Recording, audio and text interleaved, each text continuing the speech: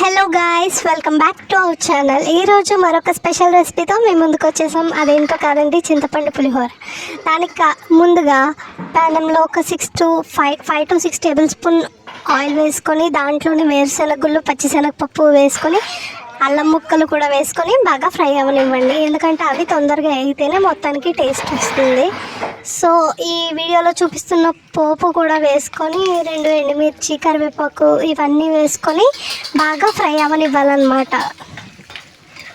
వీడియోలో చూపిస్తున్న విధంగా ఫ్రై చేసుకోండి. దాంట్లోనే కొంచెం కుదిరితే ఇంగువ యాడ్ చేసుకోండి. నేను చింతపండు ఉడికించేటప్పుడే ఇంగువని లైట్గా జాగిరి అంటే బెల్లాన్ని యాడ్ చేసుకున్నాను. సో మరొక పక్క మనం చూద్దాం, ఇది ఇలా ఫ్రై అవ్వనివ్వండి. ఇంకొక పక్క చింతపండు గుజ్జు ఉంటుంది కదా, చింతపండు గుజ్జు, పసుపు, ఉప్పు, కొంచెం జాగిరి ఇది ఉడకబెట్టేసుకొని వైట్ రైస్లోనూ ఉప్పు అది అడ్జస్ట్ చేసుకుంటూ కలుపుకోవాలన్నమాట. వీడియోలో చూపిస్తున్న విధంగా అడ్జస్ట్ చేసుకుంటూ కలుపుకోవాలి. సో ఇది ఇలా కలుపుకుంటూనే ఎక్కడ కూడా చిన్న ఉండలు కానీ వైట్ రైస్ కానీ కనిపించకుండా నీట్గా మొత్తం అంతా పసుపు అది సరిపోయిందా లేదా అని చూసుకొని అడ్జస్ట్ చేసుకుంటూ కలుపుకోండి.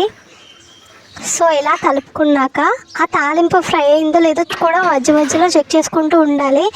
ఇలా కలుపుకున్నాక ఆ వీడియోలో చూపిస్తున్న విధంగా ఆ తాలింపుని ఈ రైస్లోకి తిరగొట్టుకోవడమే అనమాట.